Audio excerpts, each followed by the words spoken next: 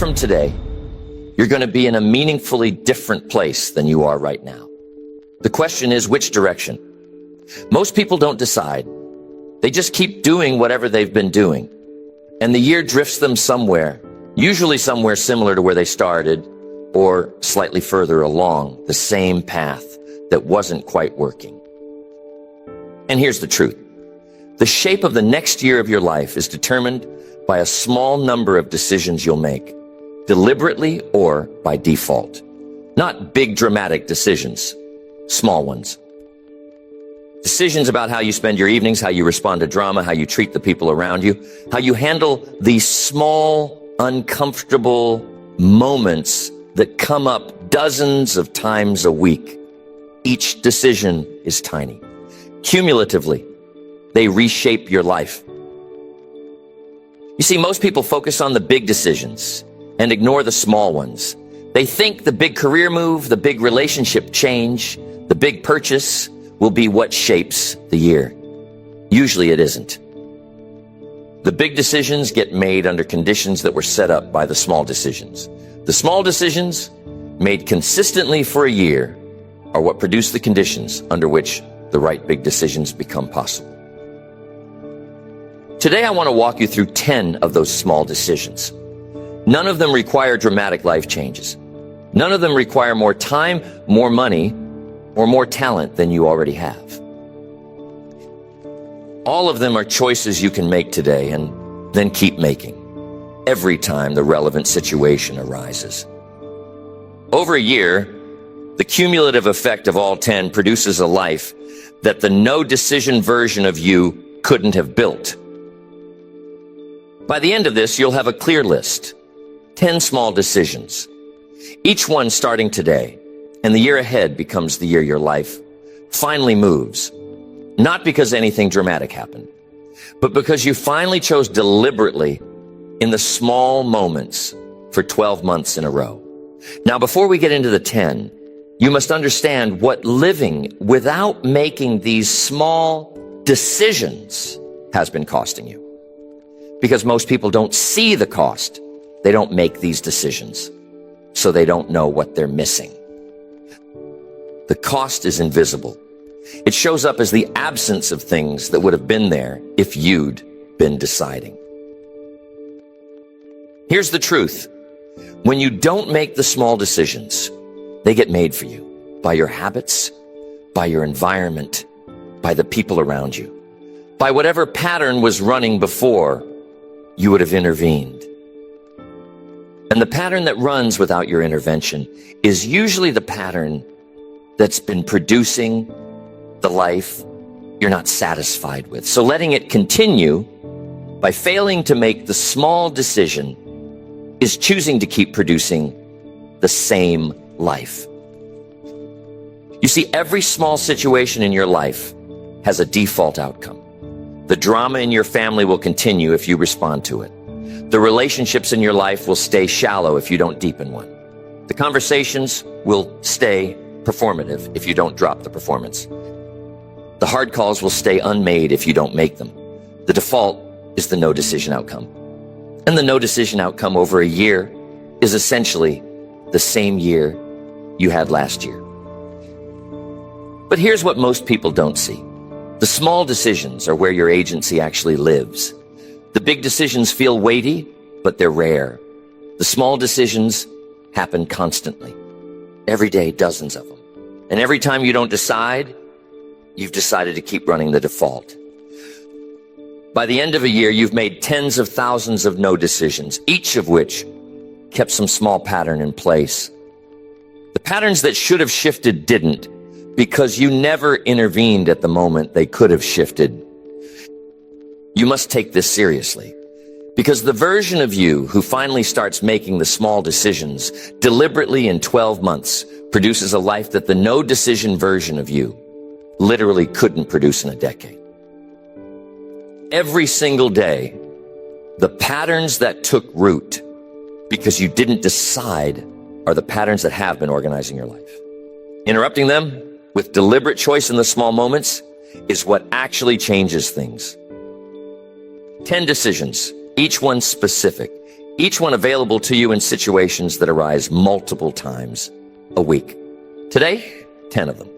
By the end, you'll know exactly which choices you've been making by default. And you'll know exactly what to choose instead, starting tomorrow, in the next dozen small situations that come up. Number 1, you must decide today to stop responding to drama you didn't create. Because most people are getting pulled into drama daily. That has nothing to do with their actual life. Family conflicts they got dragged into. Work disputes they have no stake in. Social tensions among people they barely know. The pulling in feels involuntary. It isn't. There's a decision point each time, and most people aren't making it consciously. You see, drama recruits. It always has. Somebody else's conflict presented to you asks you to take a side, to weigh in, to respond. And the social pressure to respond is real. You don't want to seem cold. You don't want to seem like you don't care. You cannot let this continue. So you get pulled in, dispute by dispute, and your weekly emotional energy is eaten by other people's situations. Here's the truth. The drama you didn't create is not yours to solve. Most of the time, your involvement does not help. It just adds another voice to a situation that already had too many voices. Your withdrawal, on the other hand, models a quieter way of being that often de-escalates the situation while protecting your own energy for the things that actually matter to you. The fix is to install a default response. When somebody brings you drama you didn't create, you listen briefly, acknowledge their feelings, and decline to take a side. You don't have to be cold. You can say, "That sounds hard. I hope you all work it out." Then you move on. The drama does not become your drama. The energy stays with you. Over a year of running this decision, the amount of mental energy you've reclaimed from other people's drama is enormous. You have bandwidth for your own life. You have space for your own work. You have presence for the people who actually need you. And the drama around you settles down a little because you're no longer feeding it with your attention. Next, decide to apply one simple filter to every spending choice. Would your future self 10 years from now respect this purchase? Not approve of it. Respect it. Look back at it and think, yes, that was a reasonable use of resources given who I was becoming. You see, most spending decisions are made by your present self, with no input from any other version of you. The present self wants what feels good now. The present self has limited patience. The present self does not always think about consequences. And the spending pattern that results is the pattern your present self alone would create, which is rarely the pattern that produces the life you actually want. Here's the truth. The future self filter changes a lot of decisions. Not all of them. Some purchases are still going to be present. Self-purchases, coffee, an evening out, a small treat. That's fine. But the larger purchases, the upgrades, the impulse buys, the lifestyle inflations, these are the ones where the future self filter produces different answers than the present self default. You must install the question. Before any spending decision above a certain threshold, pick your number, maybe $50, maybe $200. You ask yourself, would my 10-year future self respect this? Not in detail, just briefly. The question takes 10 seconds. The answer over time reshapes your entire financial life. What you'll find is that some purchases pass the test easily. Some fail clearly, and some are borderline, in which case you delay the decision for a day or two and see if the desire holds. Over a year, The cumulative effect of running this filter is a substantially different bank account, with substantially fewer impulse purchases, and a substantially better relationship between your spending and the life you're actually trying to build. The filter is simple. The discipline is small. The result, over a year, is the kind of financial trajectory that the no-filter version of you couldn't have produced in 5. Next, you got to decide which one relationship in your life you're going to invest in deeply this year. Just one. Not your family in general, not your friends, as a category. One specific person, partner, friend, sibling, parent, whose relationship you'll prioritize, deepen, and tend to over the next 12 months. You see, most adults maintain a wide social network with no real investment in any one piece of it. They have 100 acquaintances and 10 friends, and they touch each of them lightly, and none of the relationships actually deepen. I am telling you, the breadth feels like richness. It produces a kind of relational poverty, lots of contact, not much depth, no one specifically near. Here's the truth. Depth comes from investment, and investment requires focus. You cannot invest deeply in 10 people simultaneously. You can in 2 or 3 at most. And usually the best practice is to pick one relationship per year and put extra energy into deepening that specific one while maintaining the others at their current level. The fix is to pick the person today.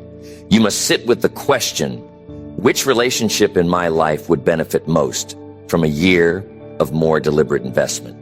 Often the answer is somebody you've been close to, but haven't truly tended in years. A parent, an old friend,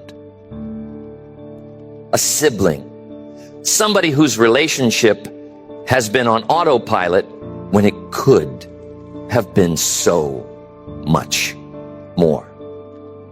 You must, for the year, make decisions in favor of that relationship. You call when you wouldn't have called. You show up when you'd usually decline. You ask the deeper questions. You stay through the harder conversations. Over a year, the relationship has deepened in ways that surprise you both. But here's the gift. The deepening, once established, lasts for decades, even when the focused year is over. Pick the person tonight.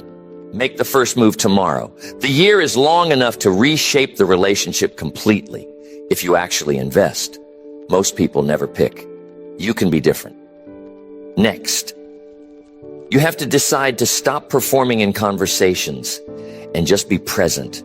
Because most adults in most conversations are not actually in the conversation. They are performing a version of themselves. The witty version, the smart version, the impressive version, while the actual conversation happens somewhere outside the performance. You see, the performing is exhausting. It takes mental energy that could have gone into actually listening. It takes attention that could have been on the other person. And it produces conversations that feel hollow. Because nobody's really being themselves. They're being the version of themselves they think they should be in this context. Here's the truth. I am telling you, the conversations that actually nourish you are the ones where you stop performing, where you said the awkward thing, where you admitted you didn't know, where you let the silence sit, where you were just there as yourself with another person who was also just there as themselves. Those conversations are rare in adult life, and they are the ones that produce the relationships that matter. The decision, made deliberately and run for a year, is to drop the performance in as many conversations as possible. The first attempts will feel weird. You'll feel exposed. You'll worry about how you're coming across. Stay with the discomfort. The conversations on the other side of dropping the performance are the ones you've been quietly missing your whole adult life. You must keep coming back to it. You won't drop it perfectly. Some conversations still pull you into performance mode. That's fine. But every time you notice, you can choose to come back. Over a year, your conversations have changed. The shallow ones happen less. The real ones happen more. And the people you spend time with are people who are also looking for real conversation, who finally found it when you stopped performing. The decision is small. The cumulative effect on your social life after 12 months is enormous. Next, decide that whenever you're trying to figure something out, a problem, a decision, a tangle of feelings, you write it down instead of just thinking about it. You cannot solve real problems in your head alone, because thinking by itself runs in circles. Writing breaks the circles. And the act of putting your situation into words on paper is what produces the clarity that pure thinking almost never produces. You see, most adults try to solve problems in their head. They think about the issue. They turn it over. They run the same considerations through their mind again and again, hoping the answer will come. You cannot expect it to. It doesn't. Because the mind is good at noticing things, but bad at organizing them. The organizing happens through the act of writing, which forces sequence, structure, and language on what was previously a loop. Here's the truth. 10 minutes of writing about a problem produces more clarity than 10 hours of thinking about it. Because the writing makes you choose specific words, which forces specific framings, which surface things that the looser thinking would have skipped over. The writing externalizes the problem, so you can see it from outside instead of being inside it. The decision is to install the practice. Anytime you're stuck on something, a decision, an emotion, a relationship issue, you grab a notebook or open a document and you write about it for 10 minutes. Not journaling in the daily sense. Problem writing in the targeted sense. About the specific thing you're trying to figure out. Every single day of running this practice, you'll have written your way through dozens of situations. Each one becomes clearer for the writing. And cumulatively, you become somebody who solves problems instead of somebody who circles them. The capability, once installed, is permanent. The decision was small. The capacity it produced is enormous. Next, you got to decide to leave social gatherings before they get stale, because most people stay too long. The energy peaks somewhere in the middle of the gathering and then declines. The conversations get repetitive. The interesting people leave first. The remaining time is spent in the diminishing return phase. And then you go home exhausted, having spent twice as much energy as the gathering was actually worth. You see, the social convention is to stay. Leaving early feels rude. Leaving when the energy is still good feels strange, like you're missing out on the climax. So most people stay until the energy is bad, and then they leave. And they take the bad energy home with them, which colors the next day. Here's the truth. The best move is to leave when the gathering is still good, before the decline. You take the energy with you instead of having it drained. You sleep better. The next day is better. And paradoxically, the people you spent time with remember the gathering more positively, because you left while it was still alive instead of contributing to its decline. The decision is to install an internal signal. When you start to notice the energy beginning to fade, you go. You don't wait for somebody else to start leaving.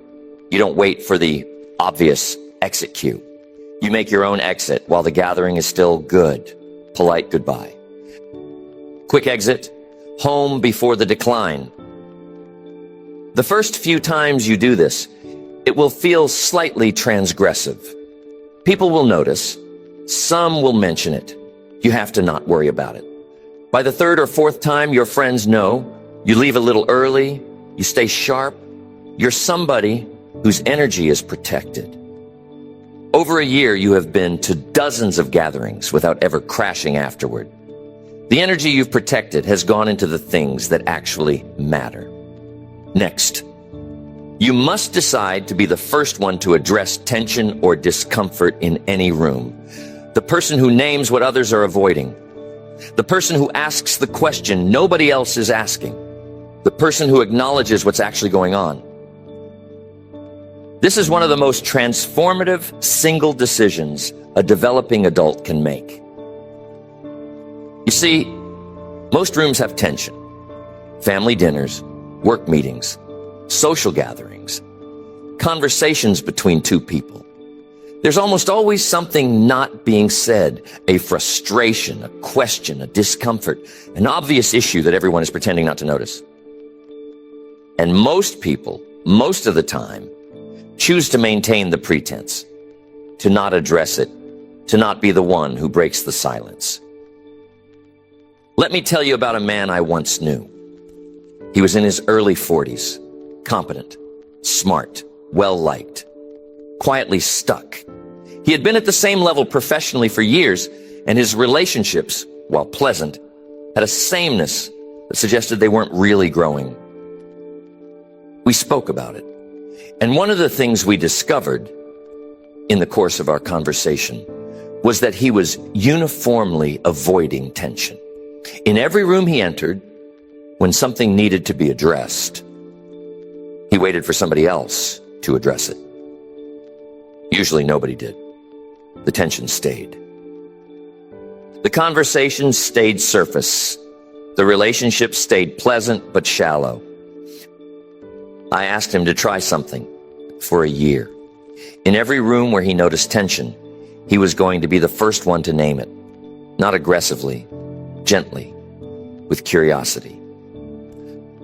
Something like, there seems to be something going on here that we're not talking about. Is that worth addressing? Or, I notice we keep coming back to this. Can we look at it directly?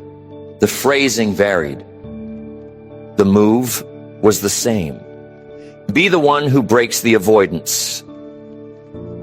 The first few times, it terrified him. He felt rude. He felt presumptuous. He felt like he was overstepping. He did it anyway because he had committed to trying. And what he found was that the rooms changed. The tension once named almost always dissolved or got addressed. People relaxed. The conversations got real. The relationships started moving in ways they hadn't moved for years. At work, the same thing happened. The meetings where he had been the quiet, competent one became meetings where he was the one who said what others were thinking.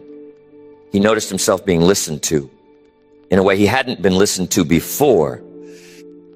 He noticed being included in conversations he had previously been left out of. A year in, he told me, the single decision changed everything. Not because I became more aggressive or more vocal, because I became the person who would name what others were avoiding. People treat that person differently. They bring you their hard things because they know you'll engage. They listen to you in important moments because they know you'll say what needs to be said. You became the person people brought hard conversations to, which made you the person who got listened to when it mattered. His career moved that year. His relationships deepened, and none of it was because he had developed new skills. It was because he had made one decision, sustained for 12 months, to be the first one to name what was actually happening in any room he was in. The decision was small. The cumulative effect on his life was enormous. Next, you have to decide that every Sunday evening you make one phone call you have been avoiding. Just one. The hard call.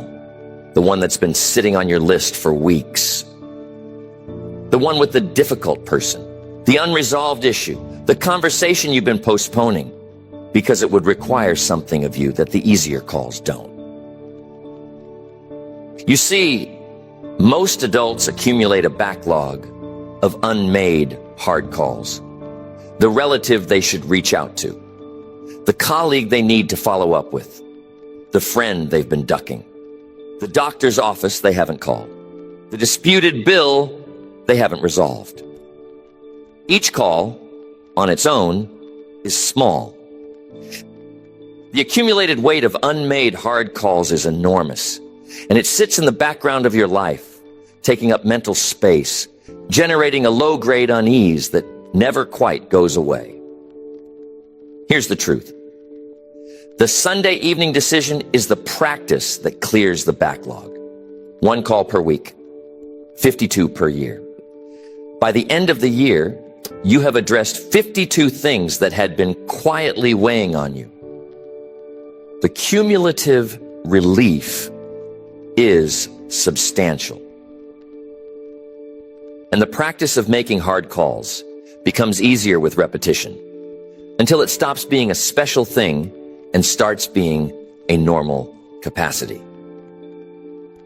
You have to keep it simple. Each Sunday evening, you look at your list. You pick one hard call. You make it. You do not rehearse for an hour. You do not put it off for a few more days. You make it now while you have committed to making it. If they don't pick up, you leave a message. The point is the action, not the perfect outcome. Over a year, you'll have addressed 52 things that were avoiding you. Many of them will be easier than you feared. Some will be harder than you expected. All of them will be off your list, finally.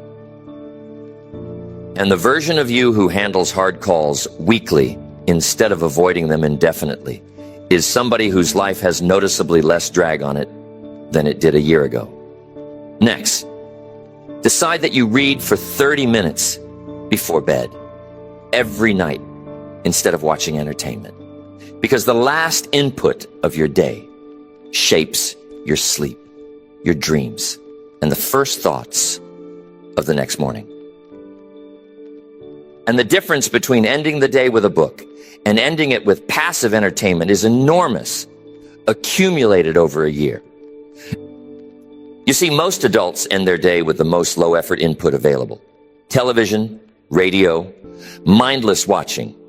The brain ends the day having been fed something that produced nothing. No learning, no reflection, no quiet, no building of any capacity.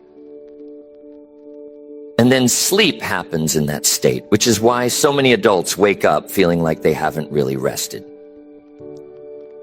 Here's the truth. 30 minutes of reading before bed changes the entire shape of the evening and the night. The brain has been fed something with structure and language. The transition to sleep is calmer. The morning starts in a different mental state. And over a year, the cumulative effect is 180 hours of reading you wouldn't have done otherwise.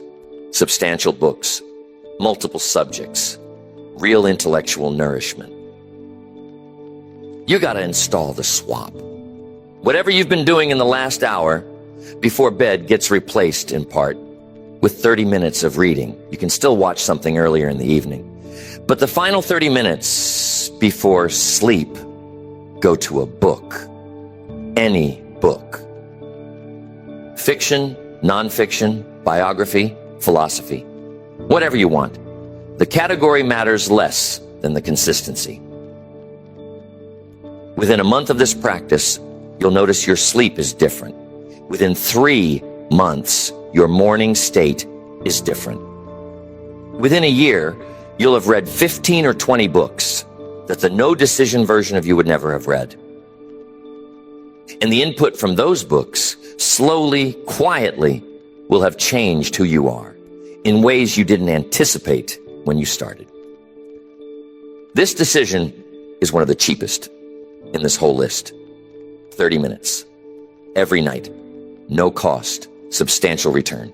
And the practice, once installed, lasts the rest of your life.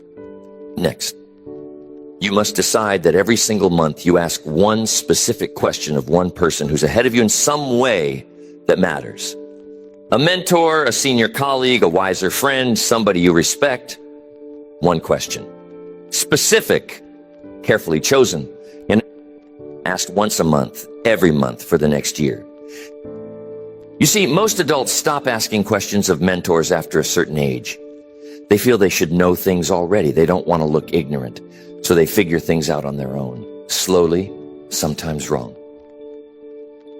And meanwhile, somebody they know, sometimes somebody they see weekly, has the answer, would freely share it, but is never asked. Here's the truth. The right question, asked of the right person, can save you months or years of figuring out something yourself. And the right people are usually willing to answer. They remember when they were where you are. They're flattered to be asked. The question costs you nothing but a moment of feeling vulnerable. The answer can change the trajectory of whatever you're working on. You have to install the monthly question. The first of every month, you pick one person and one question. The question is specific, not what should I do with my career, but how did you decide between option X and option Y when you were at this stage? Specific enough that the answer can actually help, not so vague that the answer is a platitude. You got to send the question by email, by message, by phone call, whatever fits the relationship. Most people will answer. Some won't. Either is fine. You move on to next month's question with the same discipline. Over a year, you'll have asked 12 specific questions of 12 people ahead of you. You'll have gotten 10 or 11 thoughtful answers. The accumulated wisdom is substantial. I am telling you, the relationships with these mentor figures will have deepened. They remember the people who asked good questions. The decision was small. The compound effect on your professional and personal trajectory is enormous. So here's what I want you to carry with you. 10 small decisions, each one available to you starting tomorrow. None of them require dramatic life changes. All of them run consistently for 12 months. Reshape your life in ways the no decision version of you couldn't have produced in 5 years. Stop responding to drama you didn't create. Spend money in ways your future self would respect. Invest deeply in one relationship. Stop performing in conversations. Write down what you're trying to figure out. Leave gatherings before they get stale. Be the first one to address tension. Make one hard call every Sunday evening. Read 30 minutes before bed. Ask one specific question of one mentor figure each month. You must pick 3 to start. The 3 that hit hardest when you heard them. You must install those 3 tomorrow. Run them for a month. Then add 3 more. By the end of 2 months, you've got 6 running. By the end of 3 months, all 10. The integration is gradual. The compounding starts the moment you start running them. Here's the truth. The year ahead of you is going to be shaped by something, either by the small decisions you make deliberately or by the small defaults you let run because you didn't intervene. Every single day, the shaping is happening regardless.